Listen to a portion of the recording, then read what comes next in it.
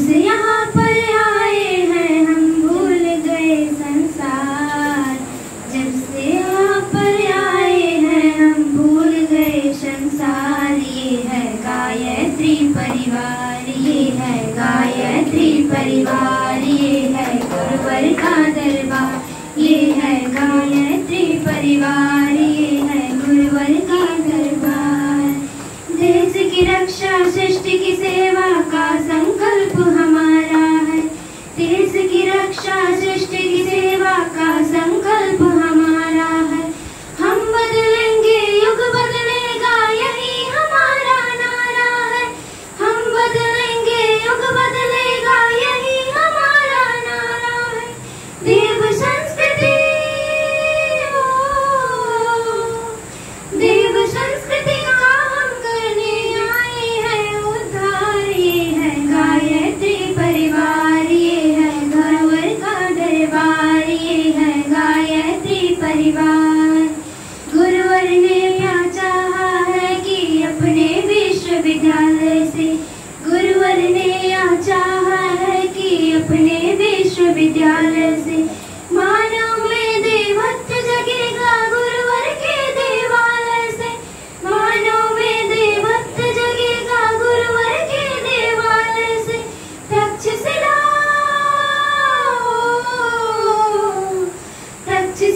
और नालंदा को फिर देखे संसार। ये है गायत्री परिवार, ये है गुरुवर का दरबार। ये है गायत्री परिवार, ये है गुरुवर का दरबार। ये है गुरुवर का दरबार, ये है गुरुवर का दरबार।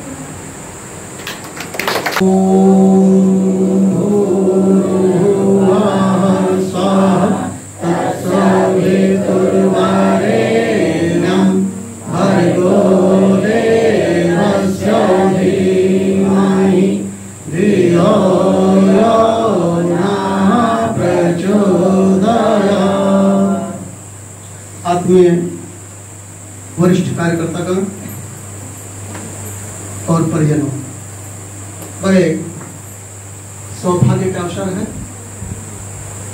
जिस साधना सत्र को करने के लिए यहाँ से लोग शांति कुंज जाया करते थे, उसको हम ही फलीभूत क्या सफलीभूत होते हुए देख रहे हैं।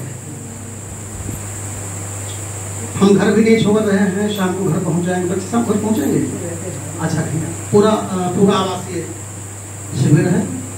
और सबसे महत्वपूर्ण बात मुझको लगी, ये भी हमारे मंच के संचालक ठाकुर जी, जिनको जो है हमारे मेंटर अजय जी ने वीरभद्रों में से कहा, तो इन्होंने जो परिचय दिया कार्यक्रम का, थोड़ा छोटा सा परिचय दिया कि ये साधना शिविर है। और साधना शिविर में साधना, स्वाध्याय, संयम और सेवा, ये गुरुदेव ने जो 4 कसौटियां बनाई मानव जीवन की, इन चारों को यहाँ सम्मिलित करने का प्रयास किया गया है। अब साधना का मतलब है कि हम लगातार सबसे पहली साधना तो यही है कि जो कुछ हमको यहाँ शेड्यूल दिया गया है उसका हम पूर्णतः पालन करने का प्रयास करते हैं। तो मैं आपको स्वयं बताऊं कि जो है, चूंकि इनका आदेश था कि 7:30 बजे आप आ जाएंगे, इसलिए खींच खांच करके हम आए। हमको कुछ जलपान करके आए, पुलिया से आए, क्योंकि समय का पालन करना था, है ना। और समय का पालन जो है वो सबसे महत्वपूर्ण बात है, क्योंकि जो है समय का पालन ही जो है आपको वैध और विश्वसनीय बनाता है। यदि आपको विश्वसनीयता प्राप्त करनी है किसी से, तो सबसे पहले क्या करेंगे आप? समय का पालन करेंगे। और जब आप विश्वसनीय होंगे तो आप निश्चित रूप से वैध भी हो जाएंगे। ये बात हमारे मास्टर साहब रंगत सर, उन्होंने प्रशिक्षण में लिया होगा, शिक्षा मनोविज्ञान में, जहाँ इसको दिया।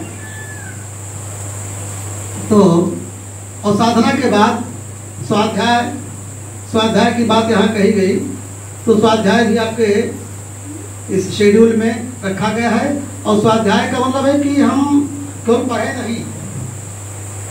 नहीं, स्वाध्याय का मतलब है उसको हम जीवन में उतारते चलें। जो भी पढ़ रहे हैं, समझ रहे हैं, गुरुदेव ने हमारे बताया है, उसको अपने जीवन में हम निरंतर उतारते चलें और बिना किसी से कोई अपेक्षा किए। तीसरा है संयम। संयम जो है वास्तव में पतंजलि ऋषि ने जो है योग के जो 8 अंग बताए हैं, उन अष्टांग में पहला यम है और यम से ही जुड़ा हुआ संयम है। और संयम फिर समय की बात आती है, समय संयम, विचार संयम, अर्थ संयम, भाव संयम, चिंतन संयम, सब पर संयम होना ही चाहिए, क्योंकि बिना संयमित जीवन जिए हम आराम से सुख से नहीं रह सकते। यदि हम सुख से नहीं रह सकते तो हम प्राय लोगों को दुख देने का काम करेंगे और उनके दुख के कारक बन जाएंगे। इसलिए हमारा जीवन संयमित होना चाहिए। और यह बात हमें याद आती है कि मुंशी प्रेमचंद जी ने कहा है अपने किसी उपन्यास में कि सेवा ही वो सीमेंट है जो परिवार को आपस में जोड़े रखती है। सेवा के द्वारा ही हम लोगों से जुड़ सकते हैं। तो ये चारों बातें हमारे गुरुदेव ने रखी हैं। तो इन चारों पर आपको लगातार चलना है। और यहाँ आप आए हैं तो बहुत कुछ सोच विचार के आपको, आप स्वयं से नहीं आए, आप बुलाए गए ठीक उसी तरीके से जिस तरह से आज से 9 वर्ष पूर्व, 8 वर्ष पूर्व,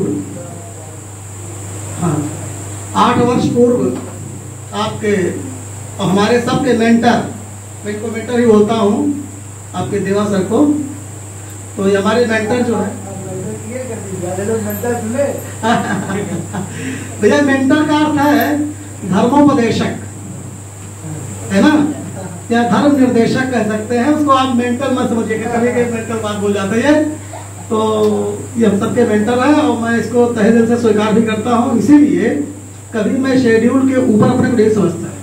जिस शेड्यूल में, जिस खांचे में उन्होंने हमको जहाँ फिट समझा है ना, क्योंकि जो है जो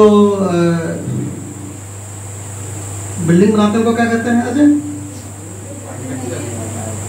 बिल्डर नहीं, कुछ एक शब्द और आता है, याद आ जाएगा। तो जो है नहीं पूछो, आर्किटेक्चर। तो आर्किटेक्चर क्या है? वो जो है हर किसी व्यक्ति को, हर किसी वस्तु को, हर किसी स्थिति को अपने अनुसार हैंडल करता है और जो उसके अनुसार सारे एलिमेंट चलते हैं, अपने स्थान को प्राप्त करते हैं, तो उसका भव्य भवन तैयार होता है। तो मैं इनको मेंटर आर्किटेक्ट सभी रूप में देखता हूँ। जहाँ जिस खांचे में रखते हैं वहाँ मैं अपने को संतुष्ट पाता हूँ, कहीं कोई दिक्कत महसूस नहीं होती है। और यह बात इनकी क्षमता भी है, गुरुदेव ने इनको अलग से क्षमता दी है। क्योंकि जब इनको 8 साल पहले ये हमसे मिले, मुझे तो खुद याद कि क्या मैं मजाक कर रहा हूँ या सही कर रहा हूँ। इन्होंने उसको गंभीरता से, सीधी बात बोल रहा हूँ आपको, गंभीरता से लिया। और हमने इनसे कहा कि भैया कई करते थे, क्या नाम है, पत्रिकाओं के, उन्होंने कहा भैया गुरुदेव का आदेश है कि आपको दे दिया जाए, अब आपको दे रहा हूँ। तो उन्होंने ठीक उसी तरीके से लिया जिस तरीके से कभी मलिक मोहम्मद जायसी की भाभी ने उनको काना होने का ताना मारा और उन्होंने उसको गहराई से ले लिया और महान कवि बन गए। सूरदास के भाइयों ने परेशान किया, वो महान बन गए। और गोस्वामी तुलसीदास की पत्नी रत्नावली ने उनको ताना दिया, वो महान बन गए। महात्मा गांधी को दक्षिण अफ्रीका के अमृतसर स्टेशन से पर जो है ट्रेन से ढकेल के नीचे उतार दिया गया, उन्होंने उसको ले लिया। तो सबसे बड़ी चीज है, एक ही बात, एक ही घटना, एक ही विषय होता है, लेकिन जो उसको गहराई से लेते हैं वो महानता को प्राप्त होते हैं। और मैं इनके अंदर वो सारे तत्व देख रहा हूँ, क्योंकि इन्होंने सबको इकट्ठा किया है। भैया जो है बस्ती से सब सारे वरिष्ठ कार्यकर्ता जो आए हुए हैं, तो इनका दर्शन तुम्हारे लिए दुर्लभ था। इसका श्रेय इन्हीं को है कि महापुरुषों के में मुझे दर्शन मिल गए हैं। इनका बड़ा जो है इस सारा आभार इनका है। और दूसरी बात है, इन्होंने जो इनके पास सामर्थ्य था उसका पूरा उपयोग किया। भाई शुरुआती दौर में ये मात्र एक कोच थे या ट्यूटर थे, वो भी अंग्रेजी के, है ना। और उससे उनका जो रिलेशनशिप हुआ, व्यवहार बना, लोगों संबंध बना, उसका इन्होंने उस साधन का उपयोग और उस टूल्स का उपयोग उन्होंने मिशन के निर्माण में किया। अब आज लगातार मिशन हमारा परशुरामपुर क्षेत्र में बढ़ता चला जा रहा है और मुझे तो बार बार ऐसा आभास होता है कि जो है गुरुदेव दोबारा अपनी चेतना के साथ यहाँ उद्भूत हुए हैं और उसका प्रभाव उनकी चेतना पूरे क्षेत्र में दिखाई पड़ रही है। बाकी बात मुझे ये कहना ज्यादा आप लोगों से, आप सभी नौजवान पीढ़ी हैं और जितने भी जो भी कोई आंदोलन हुए हैं, चाहे धार्मिक आंदोलन हुए हो, चाहे राजनीतिक आंदोलन हुए हो, चाहे सामाजिक आंदोलन हुए हो, सारे आंदोलनों को चलाने वाला युवा पीढ़ी है। क्योंकि जो है जो शरीर से असमर्थ हो जाते हैं वो बहुत चाहते हुए भी वो नहीं कर सकते जो करना चाहते हैं। तो आप सभी युवा हैं और आप लोगों को आज से ही ये सोचना है कि हमारा जीवन कैसा होगा, हमारा जीवन अपने लिए कितना होगा, परिवार के लिए कितना होगा, समाज के लिए कितना होगा। इस पर विचार करते हुए जब आप जीना शुरू करेंगे तो आपकी सारी समस्याओं का समाधान लगातार होता चलता है। इसके लिए आपका आहार, आपका विहार ठीक होना चाहिए, आपका वस्त्र, आपका केश विन्यास ये सही होना चाहिए।